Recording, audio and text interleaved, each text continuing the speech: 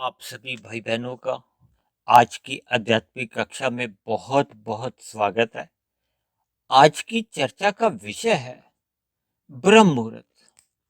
देखिए, अक्सर ब्रह्म मुहूर्त की चर्चाएं शास्त्रों में होती हैं। एक साधारण बोलचाल में भी ब्रह्म मुहूर्त की बहुत अधिक महत्ता बताई गई है। ब्रह्म शब्द वास्तव में परमात्मा के लिए आता है और मुहूर्त को समय के साथ जोड़ा जाता है। यानी आसान शब्दों में आप यूं भी समझ सकते हो कि ब्रह्म मुहूर्त का अभिप्राय है कि एक शुद्धतम समय। वैसे तो अक्सर मैं अपनी चर्चाओं में इस बात को जोर देकर कहता हूं कि जब जब हम परमात्मा के सम्मुख होते हैं तो उस समय को आप शुभ समय ही समझो, ब्रह्म मुहूर्त ही समझो। और जब जब हम संसारी विषय भोगों में लिप्त हो जाते हैं, यानी मर्यादा से अधिक उन भोगों को भोगने लगते हैं, तो वो आपके और हमारे लिए, क्योंकि बंधन का कारण है, इसलिए अंतोगत्वा वो हमारे लिए अशुभ समय ही है। यानी कि उससे हमारा अंतोगत्वा बंधन बढ़ता है या हमारी अधोगति होने की संभावनाएं बढ़ती है। देखिए, इस ब्रह्म मुहूर्त के ऊपर मैंने पहले भी बहुत चर्चाएं की हैं और 2 साल पहले भी मैंने इस पे एक वीडियो बनाया था। उसके बाद भी मैंने कई बार इस ब्रह्म मुहूर्त के ऊपर मैंने अपने तर्कपूर्वक विचार रखे हैं। लेकिन अक्सर अधिकांश भाई बहनों को मेरे द्वारा दिए गए जितने भी तर्क हैं वो सही सही समझ नहीं आ पाते। आज मैं एक और आसान तरीके से आपको एक समझाने का प्रयास करने जा रहा हूं। देखिए, क्योंकि प्रकृति में ये 3 गुण नित्य बने रहते हैं। नित्य बने रहने का अभिप्राय है कि तमोगुण, रजोगुण और सतोगुण ये नित्य हर क्षण बने रहते हैं। लेकिन किसी समय विशेष में सतोगुण की प्रधानता होती है, किसी समय विशेष में रजोगुण की प्रधानता होती है और किसी समय विशेष में तमोगुण की प्रधानता होती है। यह प्रधानता का अभिप्राय आपने बाहरी गुणों से लेना है, क्योंकि देखिए, हम अपने मन के अंदर या मन के भीतर या हमारे अंतःकरण में, अंतःकरण का अभिप्राय मन, बुद्धि, अहंकार से लिया जाता है। यानी हमारे चित्त में या हमारे अंतःकरण में जो स्थिति होती है वो तो एक हमारा अपना एक स्वभाव होता है। उसमें तमोगुण की प्रधानता भी हो सकती है, रजोगुण की प्रधानता भी हो सकती है और सतोगुण की प्रधानता भी हो सकती है। देखिए, एक जोगी है, एक ब्राह्मण है, एक क्षत्रिय है, एक वैश्य है, एक शूद्र है। सबके अलग अलग स्वभाव होते हैं, सबकी दिनचर्या अलग अलग होती है। उसी के अनुसार ही सबके अलग अलग कर्म होते हैं। कर्मों से फिर वैसे वैसे उसका अंतःकरण बनता है, कर्माशय बनता है,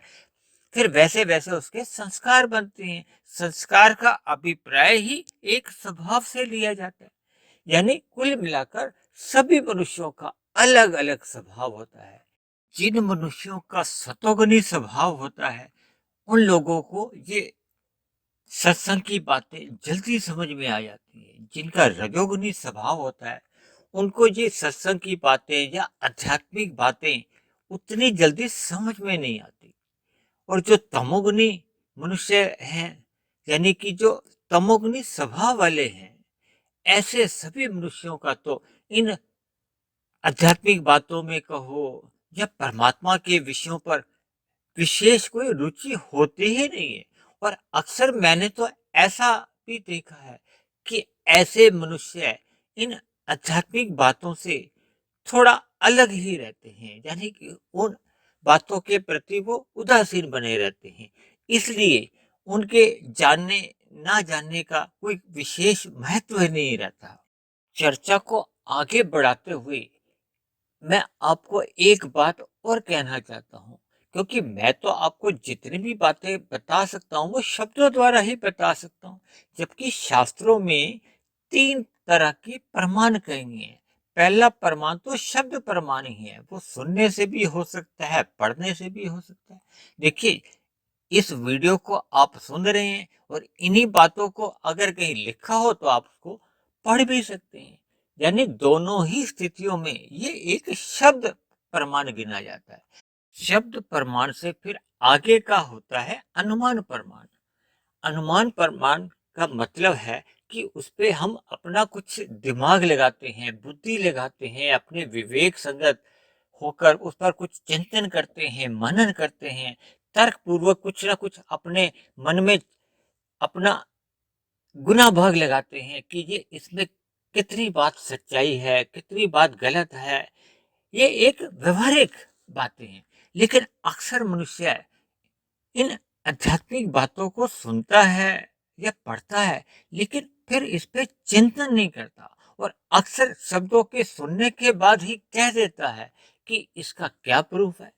इसका क्या प्रमाण है। देखिए, प्रमाण शब्द कम इस्तेमाल में आता है। ये जो प्रूफ शब्द भले ही इंग्लिश का है, लेकिन संसारी भाषा में ये एक अनपढ़ मनुष्य द्वारा भी प्रूफ शब्द का बहुत इस्तेमाल होता है और अक्सर मनुष्य एक दूसरे से व्यवहार में ये शब्द का बहुत इस्तेमाल करता है। इसीलिए मेरी आप सभी भाई बहनों से विनती भी है कि आप सभी भाई बहन इस वीडियो को सुनते समय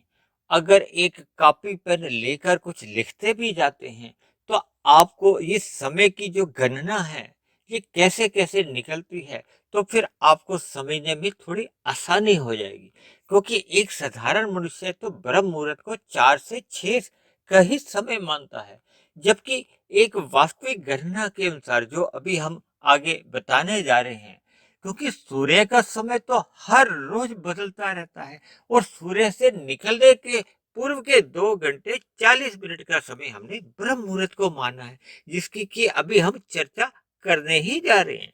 वैसे तो इस 24 घंटे को दिन शब्द से ही परिभाषित किया जाता है और दिन में ही दिन रात एक बोलचाल में कह दिया जाता है।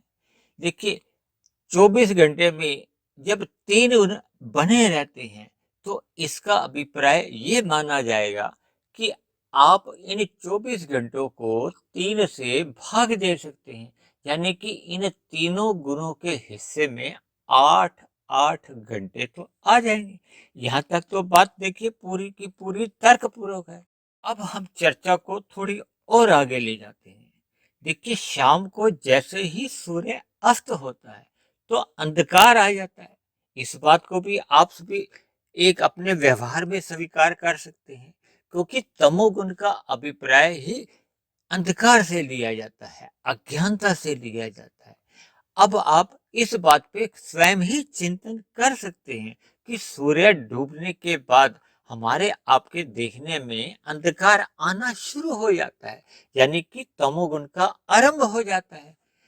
यानी कि आप दूसरे शब्दों में आप यूं भी समझ सकते हो कि सूर्य के डूबने या सूर्यास्त के समय से अगले 8 घंटे तक प्रकृति में तमोगुण की प्रधानता होती है। उन 8 घंटे के बाद फिर पुनः 8 घंटे में सतोगुण की प्रधानता होती है। सतोगुण से ज्ञान से भी जोड़ा जाता है, प्रकाश से भी जोड़ा जाता है। अभी हम ब्रह्म मुहूर्त की ऊपर नहीं अभी आ रहे। देखिए, हम थोड़ा पहले आधार बना लेते हैं ताकि बात आपको तर्क पूर्वक समझ में आ जाए। उन 8 घंटे के सतोगुण के बाद फिर अगले 8 घंटे का रजोगुण होता है। तो 3 ही गुण हैं, तमोगुण,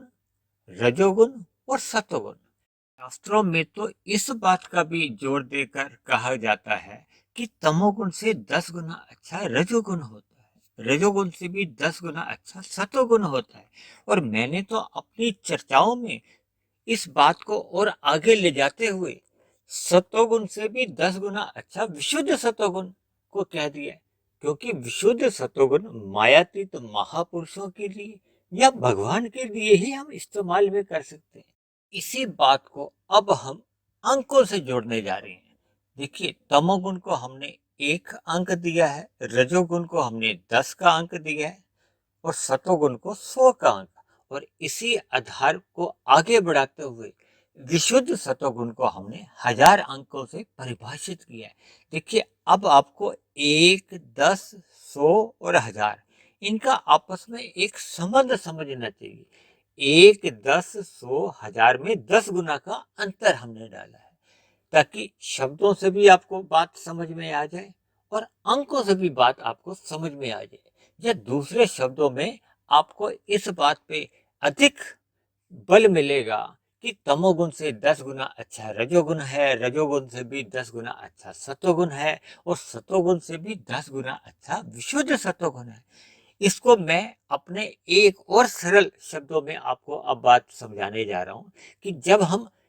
किसी भी पदार्थ के लिए हम छीना झपटी करते हैं, यानी कि किसी दूसरे का अर्जित किया हुआ धन छीनते हैं, तो हम तमोगुण में गिर जाते हैं। जब हम स्वयं कमाते हैं तो हम रजोगुण में रहते हैं। जब हम स्वयं कमा के पहले अन्य जीवों के लिए परोपकार की भावना से उनको खिलाते हैं तो फिर हम सतोगुण में आ जाते हैं। हालांकि सतोगुण में हमारे अंदर भीतर एक भाव बना रहता है कि भविष्य में इसका मुझे फल मिले, यानी कि इस किए हुए पुण्य कर्म का हमें फल मिले, तो ये सतोगुण की स्थिति होती है। लेकिन इससे भी आगे बढ़ते हुए जब मनुष्य निष्काम भाव से, यानी कि बिना फल की इच्छा रखते हुए अपने कर्तव्य कर्मों को निभाता है, यानी स्वयं भी मेहनत करके खाता है, अन्यों का तो छीनने का प्रश्न ही नहीं होता, और अन्य निर्बल प्राणियों की भी सहायता करता है निष्काम भाव से, अपने कर्तव्य समझकर, परमात्मा से एक प्रीति समझकर, तो ये सभी उसको फिर परमात्मा से जोड़ते हैं। यानी इन उदाहरणों से आप ये तमोगुण, रजोगुण, सतोगुण और विशुद्ध सतोगुण की इनकी एक परस्पर जो एक क्रम से महत्ता बढ़ती जाती है, यानी कि तमोगुण से 10 गुना अच्छा रजोगुण है, रजोगुण से 10 गुना अच्छा सतोगुण है और सतोगुण से भी 10 गुना अच्छा विशुद्ध सतोगुण है। तो इन चर्चाओं से फिर हम इन गुणों की महत्ता को समझ सकते हैं, ताकि हमें अपने मिले हुए जीवन में किस किस गुण से हमें अधिक जुड़ना है। देखिए, जब हमें किसी की महत्ता पता चल जाती है तो फिर मनुष्य उससे जुड़ना चाहता है। जब तक हमें किसी की महत्ता नहीं पता चलती तो अक्सर हम उस वस्तु को कहो या व्यक्ति को या किसी भी चीज को फिर हम महत्व नहीं देते। आज संसार में मनुष्य भोगों को अधिक महत्व क्यों देता है? क्योंकि उसने इन प्रकृति के भोगों में ही एक अपना सुख मान लिया है, जबकि परमात्मा जो कि एक विशुद्ध सत्वगुणी सत्ता है, उसके प्रति हमारा एक प्रीति उत्पन्न ही नहीं होती, या उसके प्रति हमारा जो एक विशेष लगाव को या भक्ति को वो आरंभ ही नहीं होती। जबकि शास्त्रों में बार बार इस बात पे जोर देकर कहा जाता है कि मनुष्य जोनि कर्म जोनि है, साधना जोनि है। कर्म जोनि इसलिए कहा जाता है क्योंकि मनुष्य जोनि में ही किए गए कर्म लिखे जाते हैं, जिनका पाप और पुण्य का कर्माशय बनता है। एक समय विशेष के बाद उनके फल आते हैं, और मनुष्य जोनि में ही हम परमात्मा प्राप्ति के लिए जितने भी साधन करते हैं, यानी साधना करते हैं, तो वो मनुष्य की एक आध्यात्मिक उन्नति मानी जाती है, जो मरने के बाद भी सुरक्षित बनी रहती है। ऐसा ज्ञान होने पे ही फिर मनुष्य ब्रह्म मुहूर्त के समय को अधिक महत्व देता है, यानी कि वो अपने जीवन में सतोगुण को अधिक महत्व देने लगता है और रजोगुण का संग मर्यादा में करता है। मर्यादा में इसलिए संग करता है क्योंकि हम सभी मनुष्यों के स्थूल शरीर की कुछ आवश्यकताएं होती हैं। उन आवश्यकताओं की पूर्ति के लिए हमें धन चाहिए, अर्थ चाहिए, यानी उन आवश्यकताओं की पूर्ति के लिए ही हमें मर्यादा में धन कमाने के लिए एक परिश्रम करना होता है। इसलिए उसका रजोगुण में रहकर ही संग किया जाता है। जबकि छल कपट ठगी के दृष्टिकोण से तमोगुण का संग करने से हमने पूर्ण रूप से बचना है। जबकि हमारे स्थूल शरीर की जो एक स्फूर्ति पाने के लिए कहो या नींद का संग करने के लिए, तो हमें तमोगुण का एक मर्यादा में संग करना ही होता है। यानी कि हमारे शरीर में जो एक दिन भर कार्य करने से जो हरास्य आता है, उसकी पुनः शक्ति पाने के लिए एक मनुष्य को अपने स्थूल शरीर को एक आराम देना होता है। उसी आराम का ही दूसरा नाम नींद भी आप ले सकती हो, और नींद का संग तभी हो पाता है जब हम तमोगुण का संग करते हैं। यानी तमोगुण का जो एक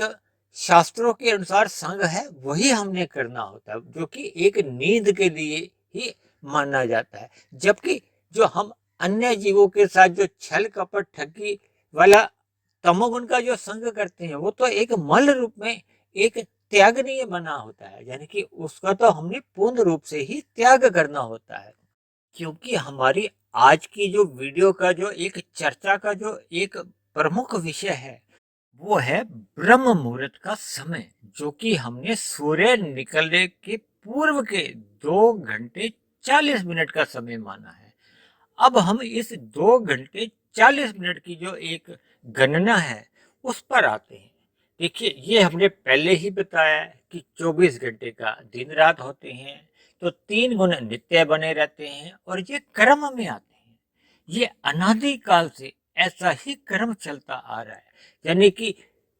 चाहे वो सतयुग रहा हो, चाहे त्रेता युग, चाहे द्वापर युग, चाहे ये कल युग, और इसके बाद भी जैसे जैसे युग परिवर्तन होते हैं, या दूसरे शब्दों में आप यूं भी समझ सकते हैं कि अनादि काल से ये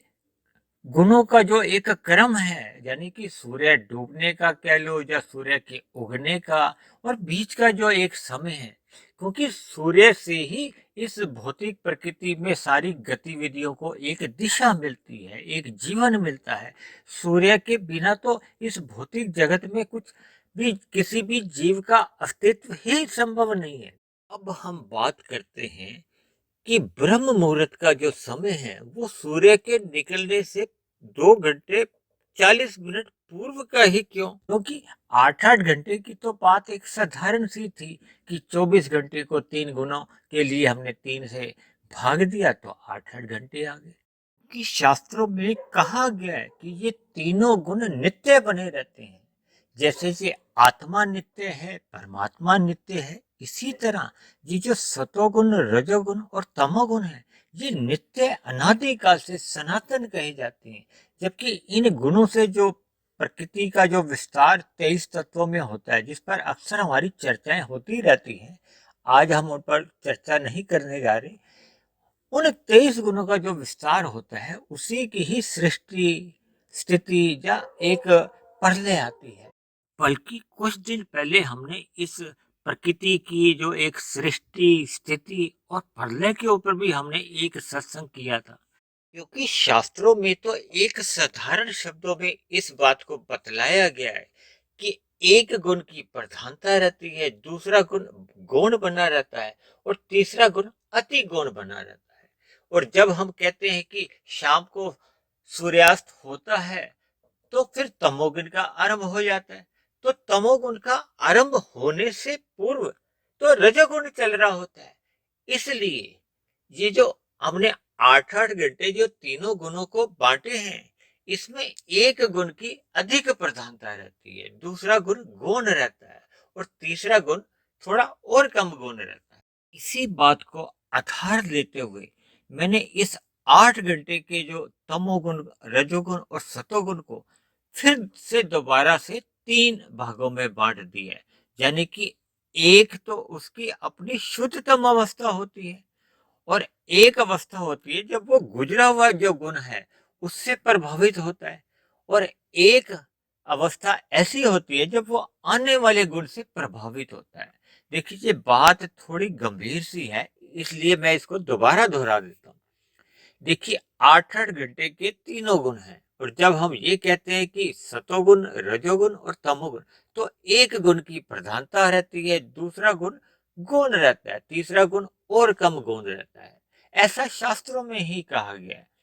और हमने, क्योंकि एक गुण के बाद फिर दूसरा गुण आता है, फिर तीसरा गुण आता है, यानी एक गुण की जो एक स्थिति होती है, वो पिछले गुजरे हुए गुण से भी प्रभावित होता है और आने वाले गुण से भी प्रभावित होता है। लेकिन इन दोनों गुणों के बीच की जो उसकी अपनी शुद्धतम अवस्था होती है, उसी को ही हम उस गुण विशेष की शुद्धतम अवस्था कह सकते हैं। इसी शुद्धतम अवस्था को ही मैंने 2 घंटे 40 मिनट का समय दिया है। उसके पीछे भी देखिए एक गणना है। जैसे 8 घंटे का हमने तमोगुण कहा, 8 घंटे का रजोगुण और 8 घंटे का सतोगुण। जैसा कि हमने पूर्व की अपने चर्चा में 24 घंटे को 3 गुणों से भाग दिया तो 8-8 घंटे आ गए। अब इन 8 घंटों के फिर आगे 3 हिस्से करने पड़ेंगे। देखिए, क्योंकि एक गुण प्रधान अवस्था में है, दूसरा गुण गौण अवस्था में और तीसरा गुण अति गौण अवस्था में। यानी कि 8 घंटे के अगर आप मिनट पहले बना लो तो ज़्यादा अच्छा रहेगा, जो कि 480 मिनट बन जाते हैं। अब 480 मिनट को हम जब 3 से भाग देते हैं, तो प्रत्येक के हिस्से में 160 मिनट आ जाते हैं और 160 मिनट का ही दूसरे सरल शब्दों में आप 2 घंटे 40 मिनट का समय मान सकते हो। इस पर थोड़ी अभी हम आगे और विशेष चर्चा करने जा रहे हैं, क्योंकि एक गुण की प्रधानता बनी होती है, दूसरे गुण की गौणता रहती है और तीसरे गुण अति गौण स्थिति में रहता है। क्योंकि आज की चर्चा गुणों के ऊपर कुछ अंकों से, घंटों से कुछ इस प्रकार से मैंने समझाने का प्रयत्न तो किया है, लेकिन फिर भी एक साधारण मनुष्य के लिए इन सभी बातों की कड़ियों को साथ के साथ जोड़ना थोड़ा संभव हो नहीं पाता, क्योंकि मुझे भी यहाँ तक पहुँचने में परमात्मा की कृपा होने के बावजूद भी बहुत ही अधिक लंबा समय लगा है। इसलिए मेरी आप सभी भाई बहनों से विनती है कि जहाँ तक की चर्चा को आप पुनः वीडियो को दोबारा से सुन लें, या लिखे हुए जो आपने जितने भी अंकों से आपने अभी घंटों को लिखा था उस पर दोबारा से चिंतन कर लें, ताकि आने वाली चर्चा जो मैं अभी बताने जा रहा हूँ उसको समझने में आपको थोड़ी और अधिक आसानी होगी। क्योंकि आज की चर्चा इतनी गंभीर है, क्योंकि मैं भी आपको समझाते समय कॉपी पेन का मैं भी इस्तेमाल कर रहा हूँ, क्योंकि मेरे किसी भी घंटों का, मिनटों का या एक शब्दों की जो एक श्रृंखला है, कड़ियां हैं, उनको बहुत ही संभल के आपको बताने की मेरा प्रयत्न बना हुआ है, ताकि आपको एक सही दिशा में एक सही स्पष्टीकरण आपको पहुंच जाए, ताकि परमात्मा के प्रति इस प्रकृति की जो एक गुणों की सही सही जो स्थिति है, यानी कि तमोगुण, रजोगुण और सतोगुण की जो एक वास्तविक या यथार्थ ज्ञान क्या क्या है, उससे हम अवगत होते जाएं। देखिए, जैसे जैसे परमात्मा का ज्ञान या परमात्मा का ज्ञान विज्ञान हमें समझ में आ जाता है, तो फिर परमात्मा से जुड़े बिना मनुष्य रह ही नहीं सकता। दूसरे सरल शब्दों में, जब परमात्मा का ज्ञान विज्ञान हमारे कारण शरीर में जो बनी हुई अज्ञानता को पूर्ण रूप से मिटा देता है, तो फिर ऐसे में परमात्मा से प्रीति हुए बिना मनुष्य रह ही नहीं सकता। और मनुष्य की भौतिक भोगों के प्रति वैराग्य होना तो एक साधारण सी बात है। अब हम आगे की चर्चा सूर्य ढलने के साथ से आरंभ करने जा रहे हैं, क्योंकि अगर हम आज की चर्चा को सूर्य के उगने से आरंभ करते हैं, तो चर्चा को समझने में एक साधारण मनुष्य को थोड़ी परेशानी हो सकती है। क्योंकि सूर्यास्त होने पे, यानी कि सूर्य के डूबने पे तो तमोगुण का आरंभ हो जाता है, लेकिन सूर्योदय होने पे पूर्व ही सतोगुण का आरंभ हो चुका होता है। तो इसलिए एक साधारण मनुष्य को सूर्योदय और सूर्यास्त में थोड़ा सा जो एक भेद है, वो फिर समझने में थोड़ी परेशानी आ सकती है। यानी सूर्यास्त के समय जैसे ही तमोगुण का आरंभ होता है, हालांकि इस 8 घंटे में तमोगुण की प्रधानता तो बनी रहती है, और उसकी सापेक्ष दृष्टिकोण से रजोगुण और सतोगुण ये अपनी गौण अवस्था में रहते हैं या अति गौण अवस्था में रहते हैं। दूसरे आसान शब्दों में, इस 8 घंटे के तमोगुण से पूर्व के जो 8 घंटे होते हैं वो रजोगुण के होते हैं, और आने वाले जो 8 घंटे हैं वो सतोगुण के होते हैं। इसलिए सापेक्ष दृष्टिकोण से तमोगुण की प्रधानता रहते हुए भी जो बीच के 2 घंटे 40 मिनट हैं, वो तमोगुण की अपनी एक शुद्धतम अवस्था होती है। शुद्धतम अवस्था से अभिप्राय यहाँ है कि इस 2 घंटे 40 मिनट के समय तमोगुण बहुत ही अधिक प्रधान रहता है। देखिए, प्रधान तो पहले भी रहता है, उससे पहले के 2 घंटे 40 मिनट में और बाद के भी 2 घंटे 40 मिनट में, यानी कि इन कुल 8 घंटों में तमोगुण की प्रधानता तो बनी रहती है, लेकिन जब हम इनको 3 हिस्सों में बांट देते हैं, एक तमोगुण गुजरे हुए रजोगुण से प्रभावित रहता है और एक तमोगुण आने वाले सतोगुण से प्रभावित रहता है। अब आप इस बात को दूसरे अर्थों में भी समझ सकते हो कि आरंभ के 2 घंटे 40 मिनट में जब तमोगुण अपने रजोगुण से प्रभावित रहता है, तो ऐसे में बीते हुए रजोगुण के कारण वो रजोगुण उसकी गौण अवस्था रहती है, जबकि तमोगुण की उसकी प्रधानता रहती है। और आने वाला जो सतोगुण है वो वर्तमान स्थिति में, क्योंकि 5 घंटे 20 मिनट की दूरी पे होता है, ये 5 घंटे 20 मिनट भी का क्या आधार है, क्योंकि अगले 2 घंटे 40 मिनट तमोगुण की अपनी शुद्धतम अवस्था आनी है। उसके बाद का 2 घंटे 40 मिनट जो सतोगुण से प्रभावित तमोगुण की स्थिति रहती है, यानी कि 5 घंटे 20 मिनट दूर उसका सतोगुण का अभी आरंभ होता है। इसलिए इस स्थिति को हम सतोगुण की अति गौण अवस्था भी नाम दे सकते हैं। इसीलिए आरंभ के 2 घंटे 40 मिनट में हमारे जीवन में कुछ क्रियाएं चलती रहती हैं, क्योंकि रजोगुण का प्रभावित है, जबकि अगले 2 घंटे 40 मिनट में लगभग सभी मनुष्य सोने में चले जाते हैं, यानी कि निद्रा में चले जाते हैं या गहरी निद्रा में भी चले जाते हैं, क्योंकि वर्तमान के 2 घंटे 40 मिनट तमोगुण की अपनी एक शुद्धतम अवस्था रहती है, यानी कि अन्य स्थितियों में तो प्रधान रहता ही रहता है, लेकिन उन प्रधान में भी एक जो शुद्धतम प्रधान अवस्था रहती है वो इन 2 घंटे 40 मिनट की रहती है। फिर इसके बाद के जो 2 घंटे 40 मिनट होते हैं वो आने वाले सतोगुण से प्रभावित होने लगते हैं, यानी कि ऐसे में आने वाला सतोगुण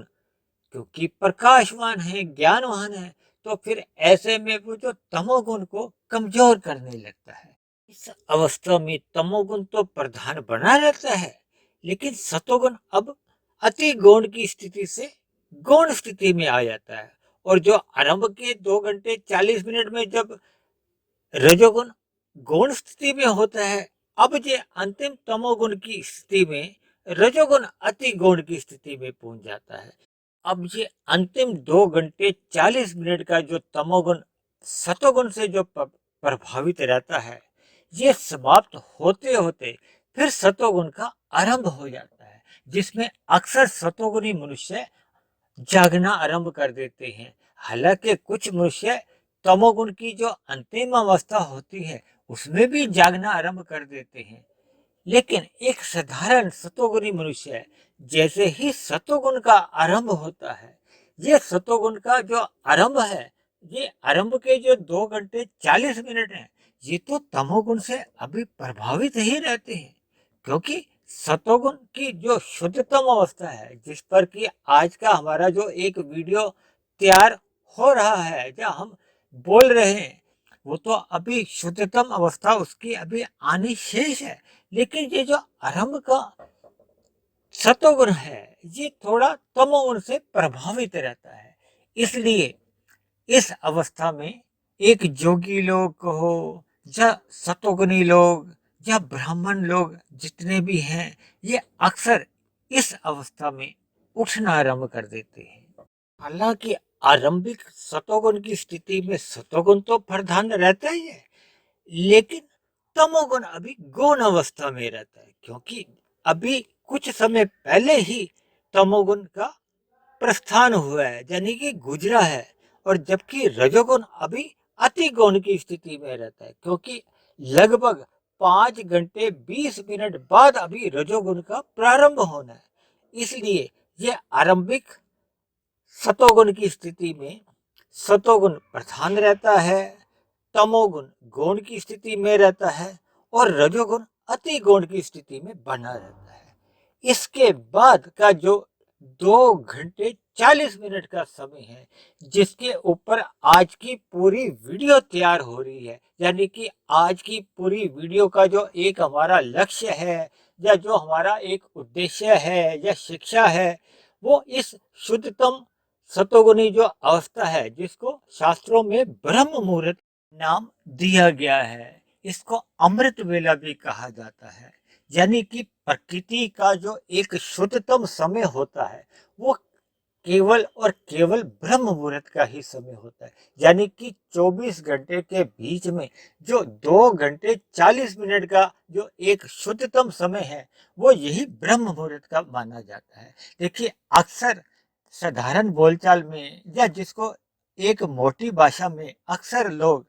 4 से 6 कह देते हैं। देखिए, 4 से 6 इसलिए भी कह दिया जाता है कि पूरे साल में सूर्य की स्थिति तो देखिए बदलती रहती है, क्योंकि गर्मियों में सूर्य के उगने का समय लगभग 5:30 के आसपास हो जाता है, और यही सर्दियों के समय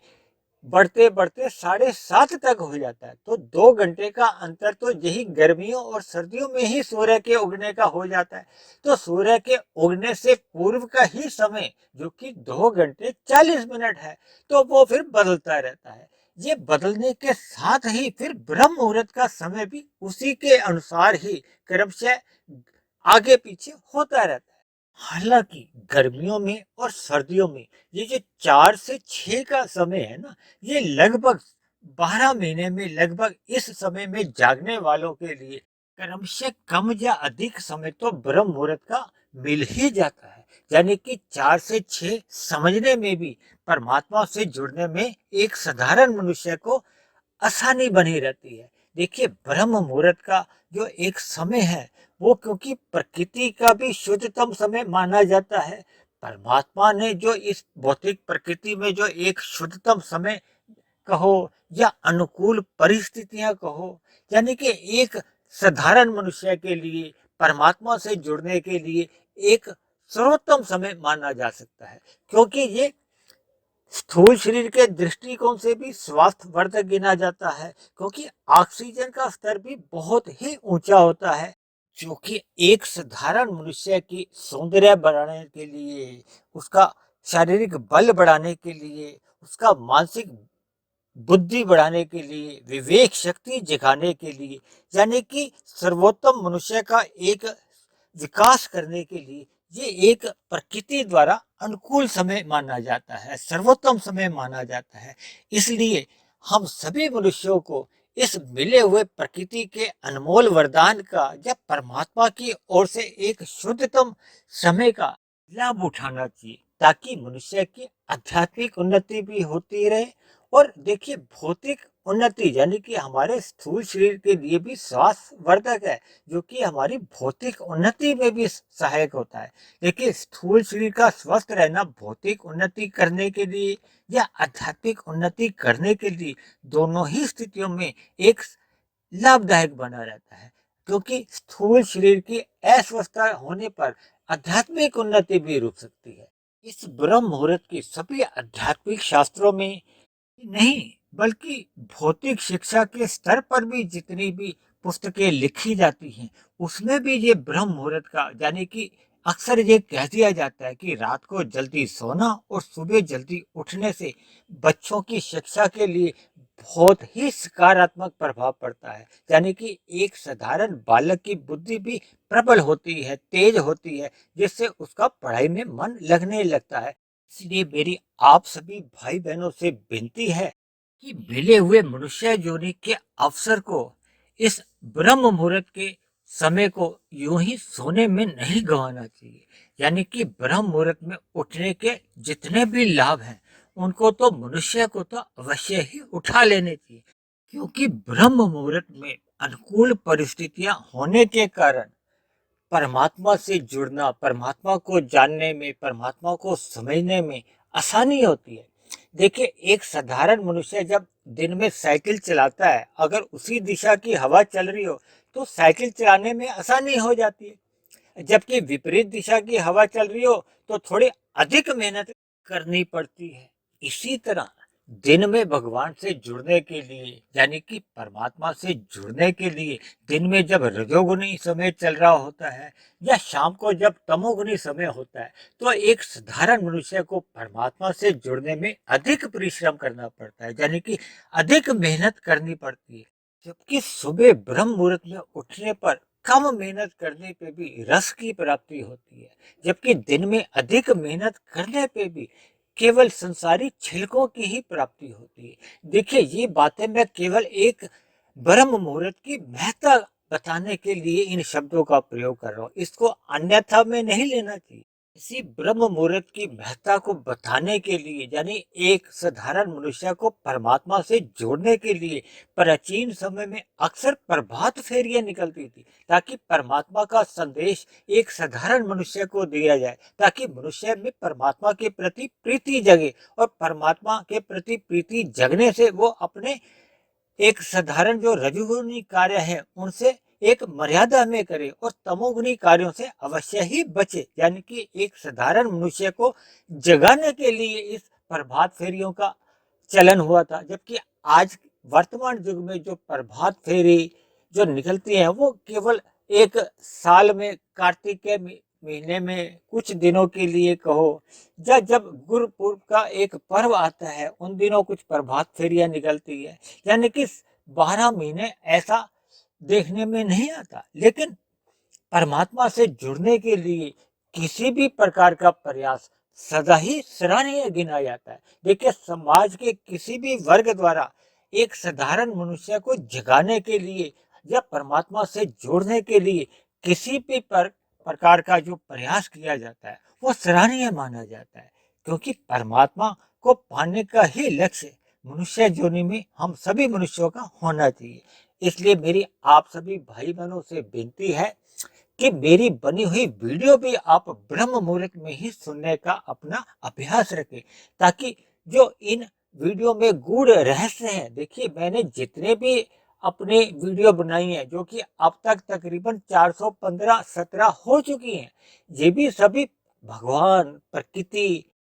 आत्मा संबंधित विषयों को लेकर ही बनाई गई हैं। और ये सभी की सभी वीडियो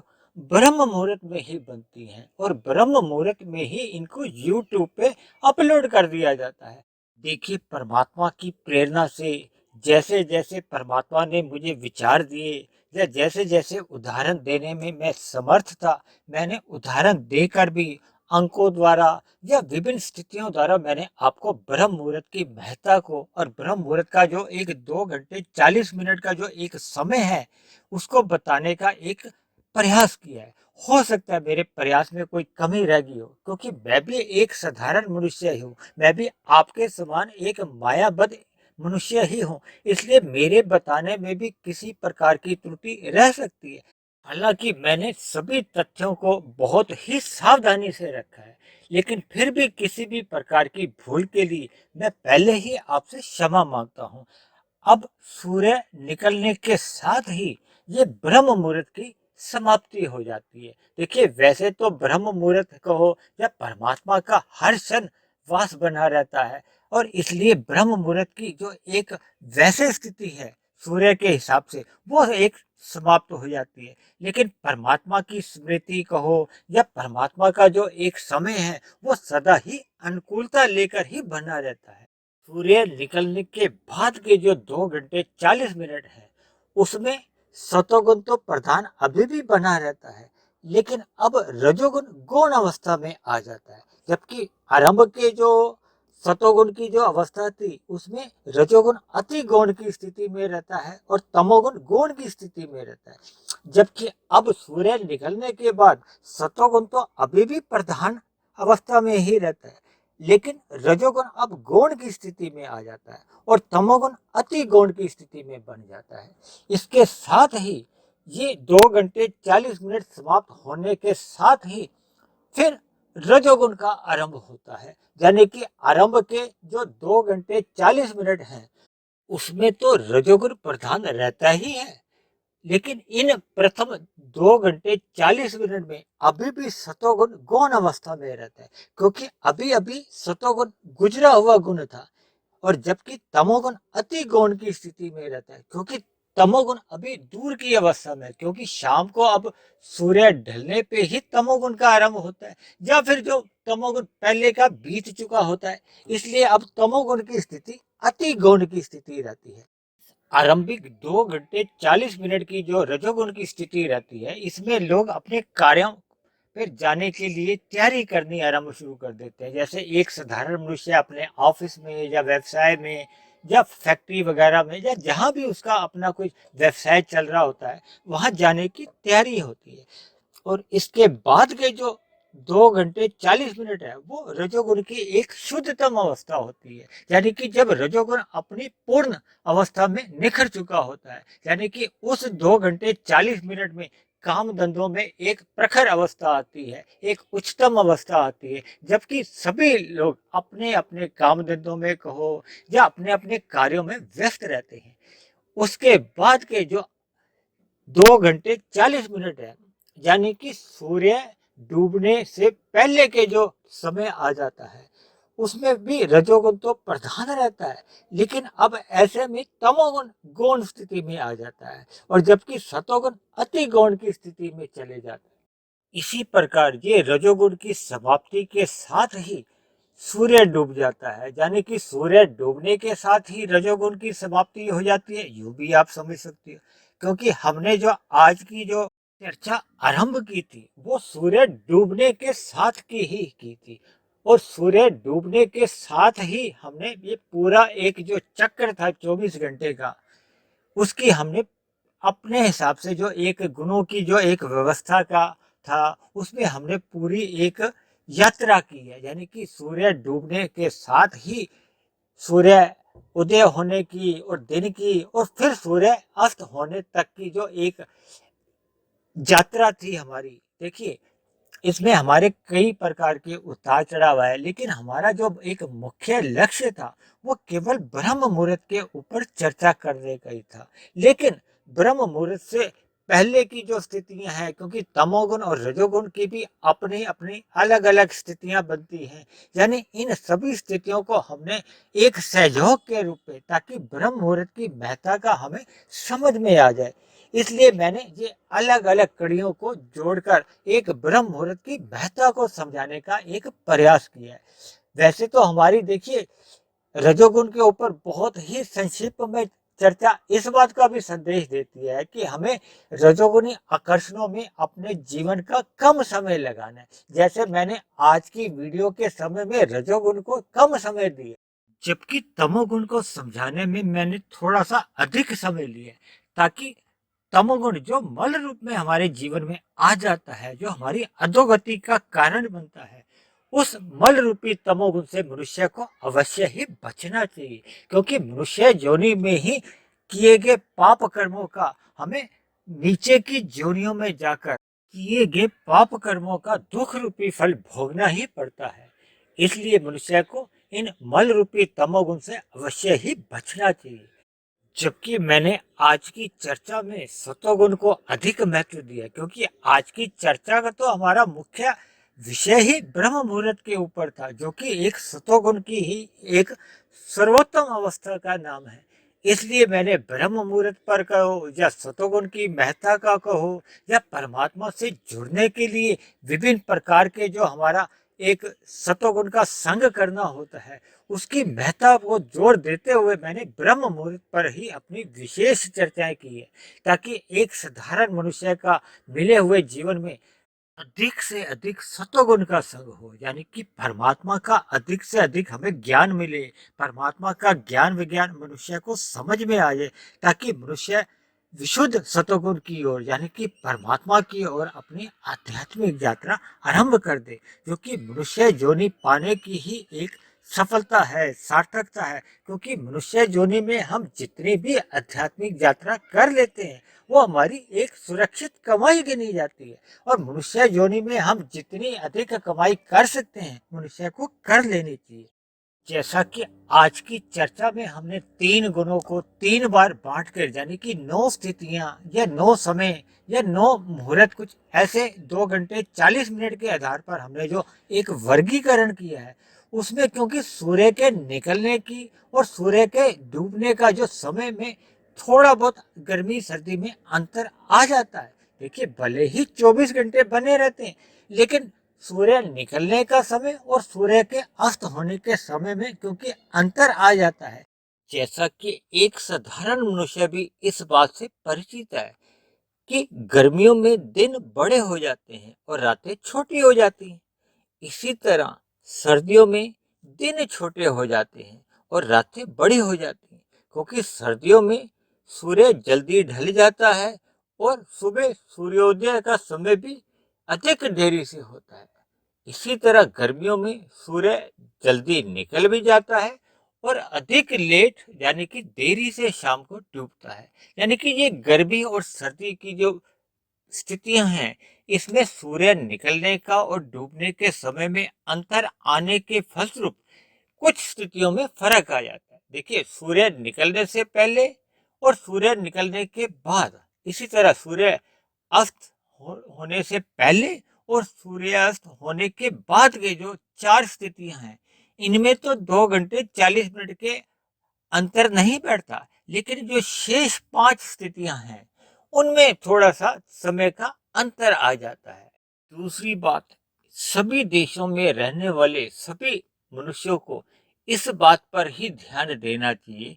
कि जिस जिस देश में जब जब सूर्योदय होता है, उसके पूर्व का जो 2 घंटे 40 मिनट का जो पहले का समय है, उसी को ही आपने ब्रह्म मुहूर्त मानना है। उसी ब्रह्म मुहूर्त का ही अपने जीवन में सदुपयोग करते हुए परमात्मा से जुड़ने का आपको प्रयास करना है, ताकि हम मनुष्यों का मिले हुए जीवन में अधिक से अधिक आध्यात्मिक उन्नति हो, हम परमात्मा से अधिक जुड़ते जाएं, क्योंकि मनुष्य जोनि तो केवल और केवल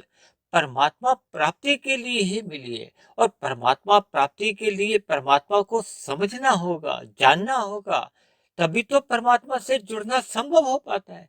देखिए, ये सभी साधारण सी बातें हैं, साधारण से एक नियम है, जिनको अक्सर एक साधारण मनुष्य, भले ही वो अपना भौतिक जगत में कोई व्यवसाय चलाता हो या कोई सरकारी नौकरी करता हो या प्राइवेट नौकरी में भी हो, इन सभी नियमों को ध्यान में रखते हुए ही वो अपनी भौतिक उन्नति भी इन्हीं नियमों के आधार पर करता है। यानी कि हमने जिस व्यवसाय में उन्नति करनी हो या जिस क्षेत्र में हमने अपने आप को एक स्थापित करना हो, तो हम इन सभी नियमों का पालन भली भांति करते हैं। लेकिन अक्सर ऐसा देखने में आता है कि परमात्मा के विषय में अक्सर मनुष्य उदासीन रह जाता है, आलसी रह जाता है, क्योंकि एक साधारण मनुष्य को परमात्मा का सही सही ज्ञान ही नहीं है। इस बात को मैं आपको बहुत ही एक सरल उदाहरण से एक बात समझाने जा रहा हूँ। हालांकि इस बात के ऊपर हमने पहले भी एक सत्संग किया है, क्योंकि देखिए, सभी मनुष्य अपने जीवन में यातायात के नियमों का पालन करते हैं। भारत में नहीं, भारत के बाहर भी जगह जगह जहाँ भी यातायात चलता है, कोई कार चलाता है, कोई स्कूटर चलाता है, कोई बस चला रहा है, तो जब जब हमें लाल बत्ती मिलती है तो हमें रुकना होता है, ताकि अन्य वाहनों को, जो हरी बत्ती उस समय चल रही होती है, अन्य वाहनों को दूसरी दिशा में जाना होता है। और जब जब मनुष्य को हरी बत्ती मिलती है तो हमें अपनी गाड़ी को पार लगाना होता है। और यदि मनुष्य उस हरी बत्ती में, या इस हरी बत्ती को आप अनुकूल परिस्थितियों से भी जोड़ सकते हो, यानी कि ब्रह्म मुहूर्त के समय को हम हरी बत्ती समझ सकते हो, जब परमात्मा की ओर से, प्रकृति की ओर से बहुत ही अनुकूल परिस्थितियां होती हैं। और उन अनुकूल परिस्थितियों का यदि हम लाभ नहीं उठाते, तो ये तो मनुष्य की ओर से ही एक लापरवाही कहो, असावधानी कहो, या मनुष्य की एक अज्ञानता का भी नाम दे सकती हो। क्योंकि जब जब मनुष्य को परमात्मा का ज्ञान लेना है, तो परमात्मा से जुड़ने के लिए अनुकूल परिस्थितियों का संग ही करना चाहिए। जैसे जैसे मनुष्य का अंतःकरण में परमात्मा का ज्ञान विज्ञान स्थिर हो जाता है, क्योंकि अंतःकरण में ज्ञान का स्थिर हो जाना ही परमात्मा से जुड़ पाना है। क्योंकि जब हमें ज्ञान हो जाता है कि इस भौतिक प्रकृति में अंतोगत्वा हमें दुख ही मिलते हैं, क्योंकि इस बात का अनुभव तो आप सभी भाई बहनों को भी है। देखिए, एक साधारण मनुष्य जब जब परमात्मा का संग करता है या सतोगुनी साहित्य पढ़ता है, तो उससे पूर्व उसके जो मन की स्थिति होती है, वो आरंभिक जो स्थिति होती है वो तभी बन पाती है जब जब उसको इस भौतिक जगत में दुखों की प्रतीति होती है, यानी कि उसको इस संसार में दुखों की प्रतीति अधिक मात्रा में होने लगती है। तब तब उसका झुकाव कहो या उसके मन के अंदर या मन के भीतर एक जिज्ञासा उठती है परमात्मा को जानने के लिए, परमात्मा को समझने के लिए। और जैसे जैसे उस जिज्ञासा का निवारण होने लगता है, अर्थात जैसे जैसे उसे परमात्मा का ज्ञान विज्ञान समझ में आता है, वैसे वैसे उसके मन में शांति आने लगती है। उसको एक बहुत ही एक सुख की प्रतीति होने लगती है, उसके भय या भ्रम दूर होने लगते हैं, जिसके फलस्वरूप फिर उसका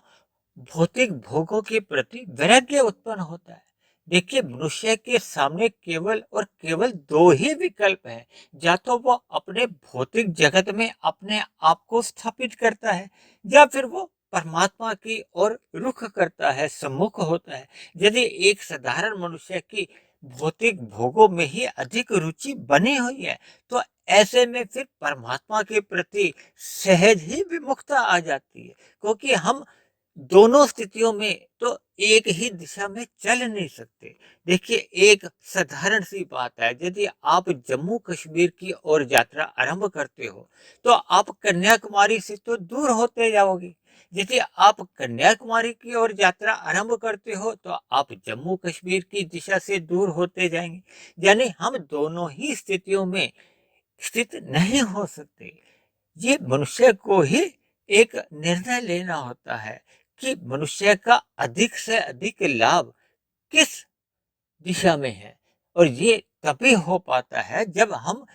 इस संसार में या इस परमात्मा के मार्ग पर हम अपने विवेक बुद्धि से एक निर्णय लेते हैं। और ये निर्णय लेने की जो एक समर्थ है, ये दिन में जब रजोगुण चल रहा होता है या शाम को जब तमोगुण की प्रधानता आरंभ हो जाती है, तो ऐसे समय में एक सही सही निर्णय मनुष्य ले नहीं पाता, जिसके फलस्वरूप मनुष्य का मिला हुआ जीवन परमात्मा से जुड़ नहीं पाता और मिला हुआ अवसर मनुष्य के जीवन से यूं ही फिसल जाता है या हाथ से निकल जाता है। मैंने तो अक्सर इस बात की पे भी जोर देकर कहता रहता हूँ कि रजोगुण में हमारा आपका ज्ञान धुंधला रहता है परमात्मा के प्रति। भले ही भौतिक भोगों के प्रति तो हमारा ज्ञान जगा रहता है, और इसी तरह तमोगुण की स्थिति में हमारा ज्ञान रहता ही नहीं है, यानी कि हमारी विवेक शक्ति पूर्ण रूप से सोई रहती है। इसीलिए अक्सर ऐसा देखने में आया है कि तापसी बुद्धि रखने वाले तो मनुष्य सत्संग के प्रति रुचि ही नहीं रखती। अगर ऐसे मनुष्य कभी सत्संग की ओर अपना भय युक्त होकर सत्संग करते भी हैं, तो ऐसे सभी मनुष्यों को सत्संग में भी घुटन महसूस होती है। जबकि दूसरी ओर रजोगुनी मनुष्य की तो भोगों में अधिक रुचि होती है। लेकिन ऐसे मनुष्य अक्सर बेमन से सत्संग करते हुए दिखाई तो देते हैं, लेकिन क्योंकि भोगों में अधिक रुचि होने के कारण उनका सत्संग श्रद्धा पूर्वक नहीं हो पाता। और जब मनुष्य का सत्संग श्रद्धा पूर्वक हो नहीं पाता, तो उसको परमात्मा का सही सही ज्ञान नहीं हो पाता, जिसके फलस्वरूप उसका सत्संग होने के बाद उस पे चिंतन या मनन हो नहीं पाता, जिसके फलस्वरूप उसके आगे की जो आध्यात्मिक यात्रा आरंभ ही नहीं हो पाती। क्योंकि किसी भी मनुष्य की आध्यात्मिक यात्रा तभी आरंभ हो पाती है जब उसको परमात्मा का ज्ञान विज्ञान उसके कारण शरीर में स्थिर हो जाता है, यानी कि उसको किसी भी प्रकार का भ्रम या शंका उसके मन में नहीं रहती। फिर ऐसे सभी मनुष्यों की आध्यात्मिक यात्रा सतोगुण से विशुद्ध सतोगुण की ओर, क्योंकि विशुद्ध सतोगुण तो केवल परमात्मा के लिए प्रयोग में आता है। और सतोगुण में रहने से फिर हमारी सात्विक बुद्धि बनी रहती है, और सात्विक बुद्धि वालों का ही सत्संग श्रद्धा पूर्वक होता है। श्रद्धा पूर्वक सत्संग होने से फिर उसका मनन हो पाता है, चिंतन हो पाता है, और लंबे समय तक चिंतन मनन होते रहने से फिर वो ज्ञान की एक कारण शरीर में स्थिति बन जाती है, यानी कि परमात्मा का ज्ञान विज्ञान हमारे स्मृति में बना रहता है, जिसके फलस्वरूप मनुष्य का रजोगुण भी मर्यादा में बना रहता है, यानी कि उसकी भोगों के प्रति कोई एक विशेष आकर्षण कभी नहीं रहता। ऐसे में केवल वो अपनी आवश्यकताओं की पूर्ति के लिए ही एक आवश्यक कार्यों को करता है, और तमोगुण से तो आवश्यक ही दूरी बनाए रखता है, यानी कि किसी भी प्रकार के छल कपट ठगी हेरा फेरी, यानी किसी भी प्रकार के हिंसात्मक कार्यों में या अन्य किसी भी प्रकार की बुराइयों से वो अपने आप को पूर्ण रूप से बचाए रखता है। क्योंकि एक साधारण सी बात है, जब जब मनुष्य की भोगों के प्रति अरुचि होती है, यानी कि भोगों के प्रति कोई लगाव ही नहीं है, तो फिर ऐसे में मनुष्य अन्य जीवों के साथ या अन्य मनुष्यों के साथ छल कपट ठगी हेरा फेरी किस उद्देश्य से करेगा। अक्सर जितने भी रजोगुणी मनुष्य होते हैं, वो भोगों के प्रति लालायित होते हैं, और जब उन भोगों की प्राप्ति वो अपने साधारण श्रम से कर नहीं पाते, तभी वो अन्य मनुष्यों के साथ या अन्य जीवों के साथ किसी भी प्रकार के छल कपट ठगी हेरा फेरी करने से परहेज नहीं करते, यानी कि ऐसे रजोगुणी मनुष्यों के जीवन में फिर तमोगुण में गिरने की संभावना बढ़ने लगती है, जिसके फलस्वरूप मनुष्य की अधोगति होने की संभावना प्रबल हो जाती है। देखिए, जब जब मनुष्य तमोगुण का अधिक संग करता है, तो फिर ऐसे में उसके पाप कर्मों की अनुपात बढ़ने लगता है, और जैसे जैसे मनुष्य रजोगुण में रहता है, तो वो पाप कर्मों से तो बचा रहता है। लेकिन जैसे जैसे मनुष्य अपने आप को सतोगुण में स्थित रखता है, क्योंकि सतोगुण की स्थिति है 100 की, और रजोगुण की स्थिति होती है 10 की, और तमोगुण की स्थिति है 1 की। जैसा कि हमने आरंभ में ही कहा था कि तमोगुण से 10 गुना अच्छा तो रजोगुण है, और रजोगुण से भी 10 गुना अच्छा सतोगुण है, और सतोगुण से भी 10 गुना अच्छा विशुद्ध सतोगुण है, जिसके लिए मैंने 1000 अंक को परमात्मा के लिए परिभाषित किया था। देखिए, एक बहुत ही सरल उदाहरण अब मैं आपको देने जा रहा हूँ। एक साधारण व्यवहार में अक्सर हम अपने जीवन में एक के सिक्के को अधिक महत्व नहीं देते। अर्थात हमारे पास अगर 10 का नोट हो, 100 का नोट हो और 1000 का नोट हो, देखिए आजकल तो 1000 का नोट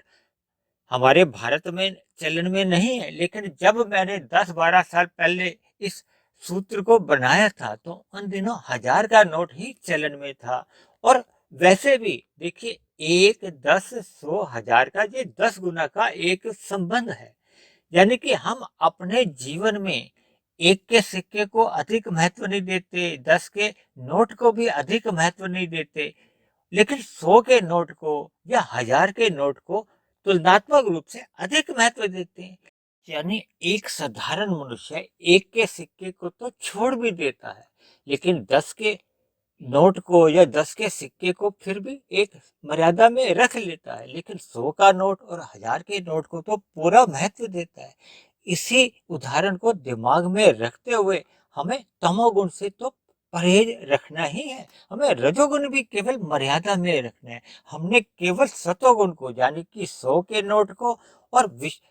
महत्व देना है, ताकि हम 100 के नोट को महत्व देते देते उस 1000 के नोट को, यानी कि उस परम पिता परमात्मा की ओर लक्ष्य रखते हुए उस परम पिता परमेश्वर को पाना है, ताकि हम मनुष्य योनि के अवसर का लाभ उठाते हुए हम अपनी आध्यात्मिक यात्रा को पूर्ण कर लें, ताकि मनुष्य जीवन में ही हम ये जो जन्म मरण का जो एक बंधन है, इस बंधन से हम छुटकारा पाकर परमात्मा के आनंद में विचरण करें। यानी संक्षेप में आज की चर्चा से हम इस निष्कर्ष पर पहुंच सकते हैं कि हमें परमात्मा को पाने के लिए केवल और केवल सतोगुण में ही अपना जीवन बिताना होगा, यानी कि सतोगुणी स्वभाव अपने जीवन में बनाना होगा, ताकि सतोगुण का ही रंग हमारे जीवन में, हमारे स्वभाव में, हमारे संस्कारों में दिखाई दे। जबकि रजोगुण का संग केवल हमने मर्यादा में ही करना है, ताकि हमारे मिले हुए स्थूल शरीर की आवश्यकताओं की पूर्ति होती रहे। जबकि तमोगुण का संग केवल नींद के उद्देश्य से ही संग करना है, जबकि मूल रूप में जितना भी तमोगुण है उस तमोगुण से हमने परहेज रखना है, ताकि मिले हुए जीवन में हमारी आध्यात्मिक उन्नति हर क्षण निरंतर होती रहे। लेकिन अक्सर समाज में ऐसा देखने में आया है, हालांकि मुझे ये बात कहने में संकोच भी हो रहा है, लेकिन अक्सर ऐसा देखने में आया है कि भारत में नहीं, विदेशों में भी सत्संग होते हुए दिखाई तो देते हैं, लेकिन ये अधिकांश सत्संग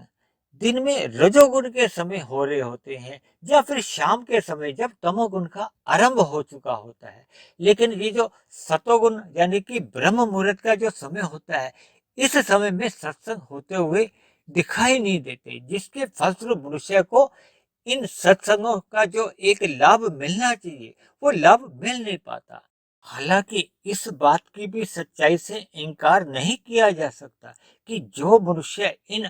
रजोगुनी या तमोगुनी समय में भी सत्संग करते हैं, यानी कि परमात्मा की ओर अपनी रुचि बनाए रखते हैं, फिर ऐसे मनुष्यों का आध्यात्मिक उन्नति भले ही तीव्र गति से नहीं हो, लेकिन ऐसे सभी मनुष्य भी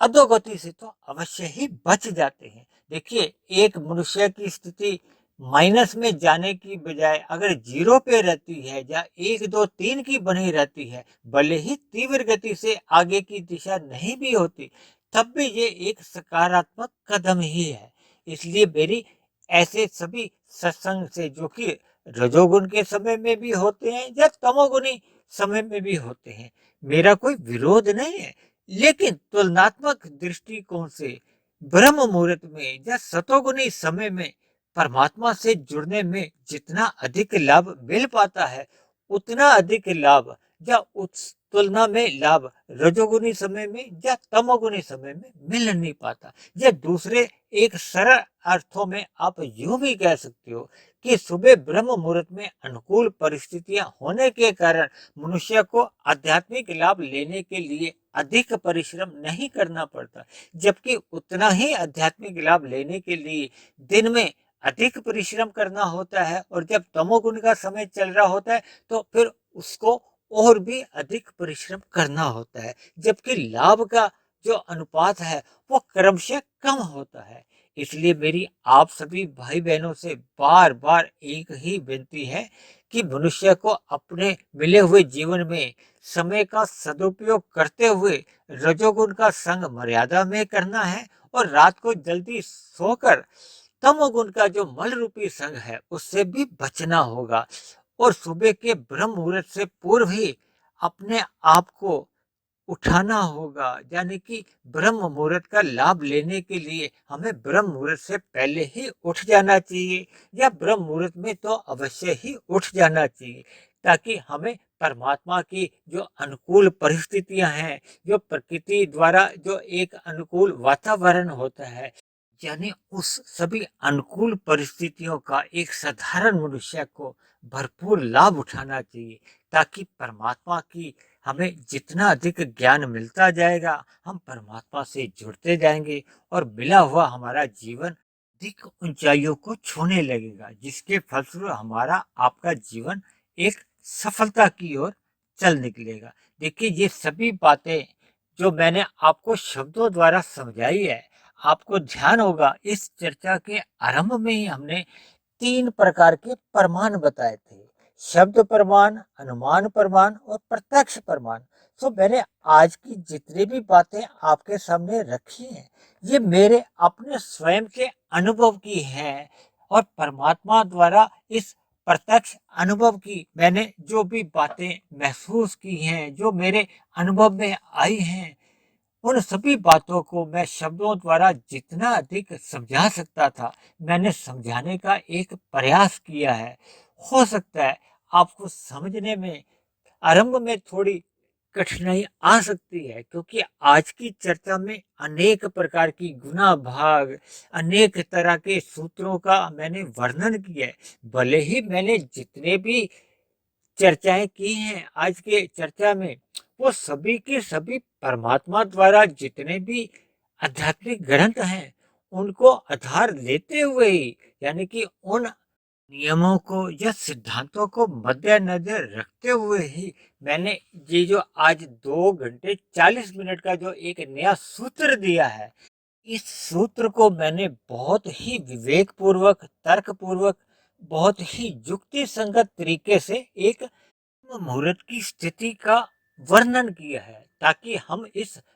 ब्रह्म मुहूर्त की महत्ता को पहचान सकें, हम सतोगुण के महत्व को जान सकें, समझ सकें, ताकि रजोगुण का संग केवल मर्यादा में सरे और तमोगुण का संग जो कि मल रूप में है, उस संग से अवश्य ही बचें, ताकि मिले हुए जीवन में हम सबकी आध्यात्मिक उन्नति हर क्षण निरंतर होती रहे। क्योंकि मनुष्य जीवन में ही हम जितनी आध्यात्मिक उन्नति कर लेते हैं, वही हमारी आपकी शुद्ध कमाई है, जो कि मरने के बाद भी सुरक्षित बनी रहती है। जबकि अधोगति हो जाने पर मनुष्य से नीचे की योनियों में जन्म मिलता है, जिनमें ये आध्यात्मिक उन्नति करने की कोई योग्यता ही नहीं है, अधिकार ही नहीं है, अवसर ही नहीं है। इसलिए मेरी आप सभी भाई बहनों से विनती है कि मैंने ब्रह्म मुहूर्त के ऊपर भी अपने जितने प्रत्यक्ष अनुभव रखे हैं, आप सभी उन अनुभवों को आरंभ में भले ही आप शब्दों से प्रेरित होकर आप उठने का प्रयास करें, और ऐसा विश्वास करें कि जैसे जैसे आपका ब्रह्म मुहूर्त का प्रत्यक्ष अनुभव होता जाएगा, तो आपके जीवन में एक सकारात्मक परिवर्तन आने लगेंगे, आपके कर्मों में सुधार होने लगेगा, आपके दिनचर्या में सकारात्मक परिवर्तन आने लगेंगे, आपका स्थूल शरीर की जो एक स्फूर्ति है वो बढ़ने लगेगी, और परमात्मा से प्रीति तो सहज ही आपकी बढ़ने लगेगी, जिसके फलस्वरूप हमारे जो रजोगुनी भोगों के प्रति जो आकर्षण होते हैं वो भी समाप्त होने लगते हैं, और जो हमारे जीवन में जो पहले की बुराइयां होती हैं वो भी क्रमशः समाप्त होने लगती है। कुल मिलाकर हम सभी मनुष्यों का जीवन आध्यात्मिक उन्नति की ऊंचाइयां छूने लगता है। आप सभी भाई बहनों के जीवन में भी ब्रह्म मुहूर्त में उठने का स्वभाव बने। इन्हीं शुभ कामनाओं के साथ आज की चर्चा को अब हम यही विश्राम देते हैं। आप किसी भाई बहन का कोई प्रश्न हो, कोई बात समझ में नहीं आई हो, क्योंकि आज की वीडियो में बहुत ही गुना भाग और कई प्रकार के उदाहरणों द्वारा मैंने समझाने का तो प्रयत्न किया है, फिर भी मेरी समझाने में किसी प्रकार की कोई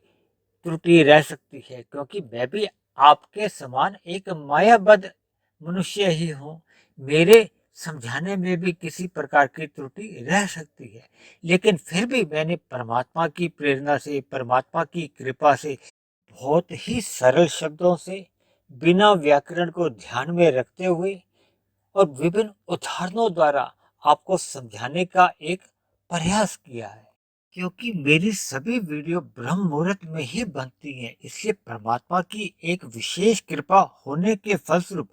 अक्सर मेरी सभी उदाहरणों द्वारा आपको समझाने का एक सफल प्रयास हो पाता है। फिर भी वीडियो सुनने के बाद आपका कोई प्रश्न हो या आपका कोई सुझाव हो, या मेरी कही गई बात पे आपको कोई आपत्ति हो, कोई बात आपको बुरी लगती हो, तो आप नीचे दिए गए कमेंट्स बॉक्स पर आप अपने प्रश्न या सुझाव या आपत्ति को भी लिख सकते हैं। और दूसरी बात, ब्रह्म मुहूर्त में उठने के बाद आपको कैसे कैसे प्रत्यक्ष रूप से आपका अनुभव हुआ, वो भी आप अपने कमेंट बॉक्स पर इसको लिख सकते हैं। दूसरी बात, यदि मेरे प्रयासों द्वारा प्रतिदिन प्रसारित होने वाले ये जो वीडियो हैं आपको अच्छे लगते हैं, आपके जीवन में सकारात्मक परिवर्तन आने लगे हों, परमात्मा में आपकी प्रीति जग गई हो, तो आपसे मेरी विनती है कि आप मेरे इस आध्यात्मिक ज्ञानात्मक चैनल को स्वयं भी सब्सक्राइब करें, वे अन्य जिज्ञासु भाई बहनों को भी इस आध्यात्मिक ज्ञानात्मक चैनल से जोड़ने का प्रयास करें, ताकि समाज में हम सभी मनुष्यों को एक सतोगुनी वातावरण जीवन जीने को मिले, समाज की बुराइयां जो देखने में आती हैं उनका खात्मा हो, समाप्त हो। इन्हीं शुभकामनाओं के साथ आज की चर्चा को अब हम यहीं विश्राम देते हैं। कल फिर मिलते हैं एक नए विषय को लेकर, एक नए संदेश के साथ। तब तक आप सभी भाई बहनों का बहुत बहुत धन्यवाद।